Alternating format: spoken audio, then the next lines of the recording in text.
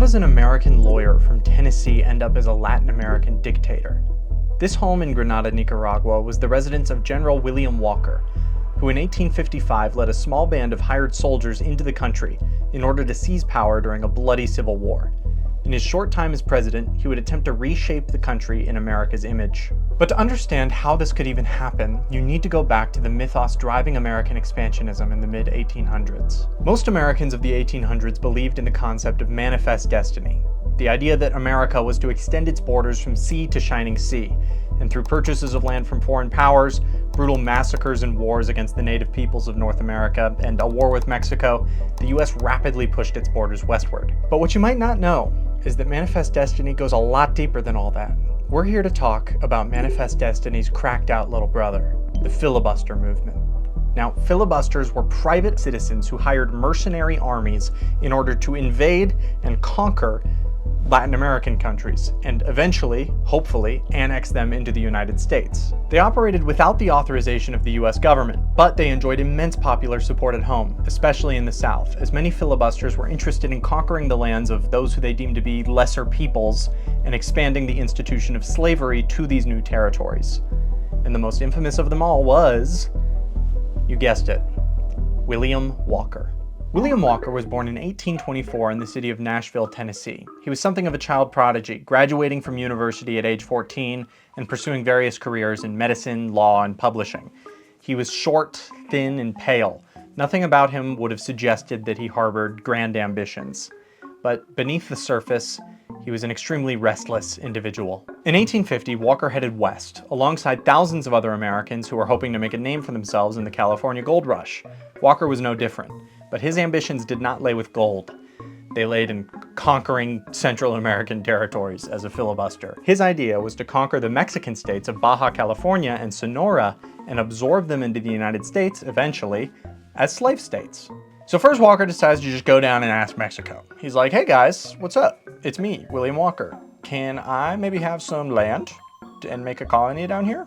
Mexican government's like, absolutely not. Well, who are you? What are you talking about? We just lost half our land in the Mexican-American War. Why would we do that? So Walker's like, okay, I'll just go take it myself then. So he charters a boat. He rounds up 48 men who he promises land, gold, glory, etc.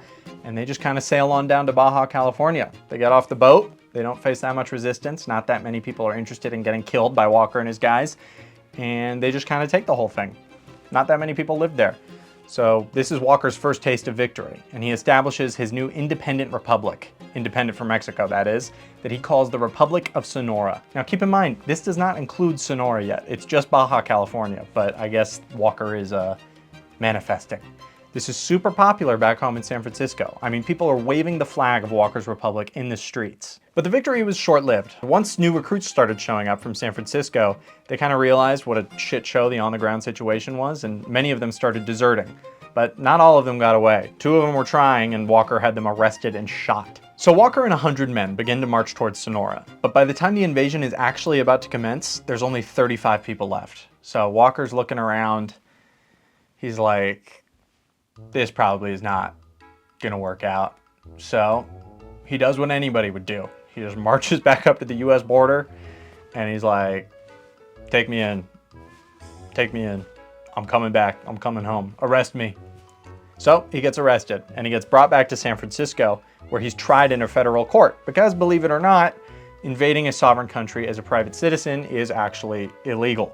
However, he's quickly acquitted by the jury because, like I said, he's super popular in San Francisco. This is not an unpopular thing to do. Everybody's like, this is sick. He's getting us more territory.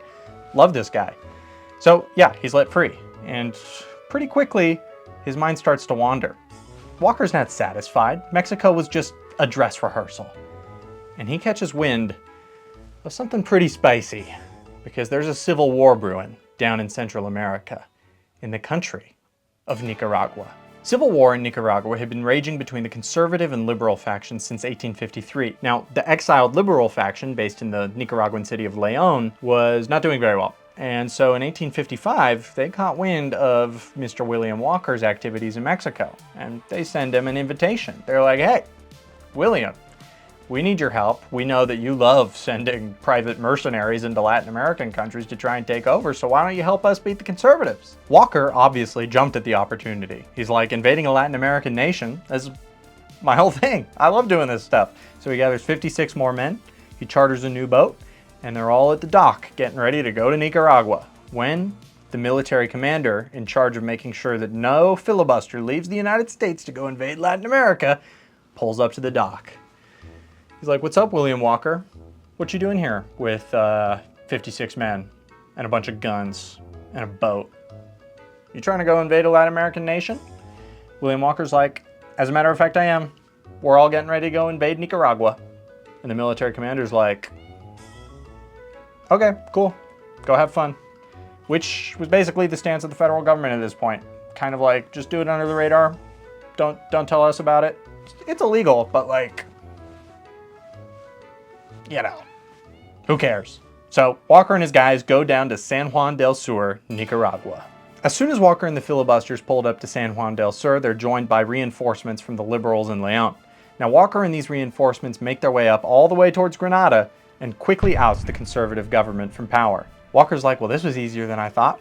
And with full control of the Nicaraguan army, Walker decides to establish a puppet government in Granada, using the head of the Liberal Party, Patricio Rivas, as his presidential figurehead. But as soon as Walker began to exercise real power, it seems like he decided to make every single decision in such a way that he would piss off every single party interested in the fate of Nicaragua.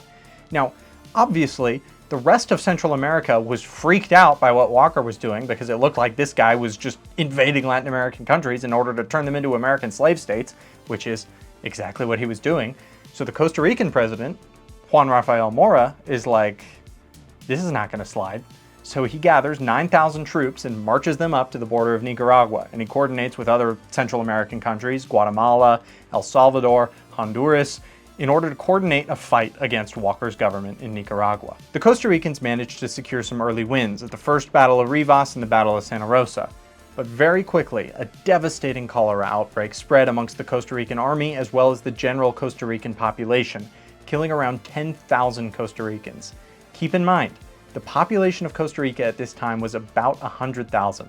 So this was about 10% of the entire Costa Rican population. This devastating outbreak forced a Costa Rican tactical retreat. But Walker wasn't out of the woods quite yet, because he had decided to piss off one of the most powerful men in America, Cornelius Vanderbilt. Vanderbilt owned the Accessory Transit Company, which essentially ran steamships and railways through Nicaragua in order to transport goods and people more quickly throughout the world.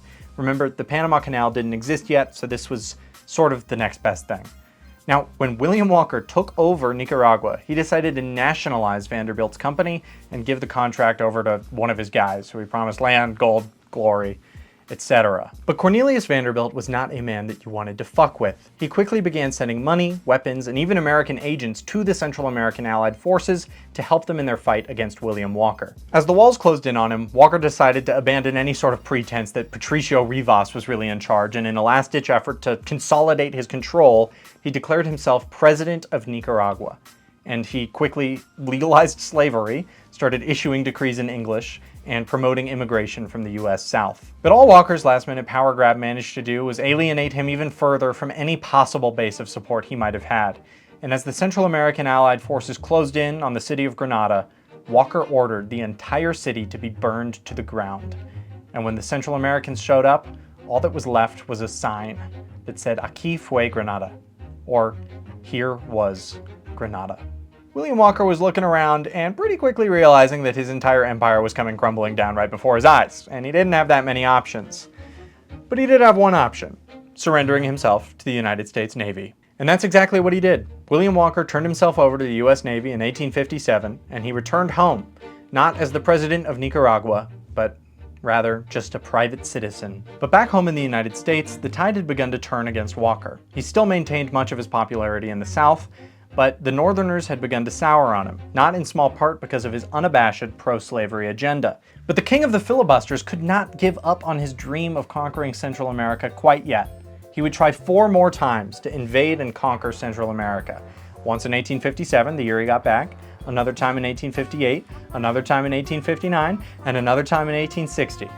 But 1860 would be Walker's last rodeo. As Walker attempted to launch an invasion into Honduras, he was caught by the British Royal Navy. They handed him over to the Honduran local authorities, who lined him up against a wall and unceremoniously shot him.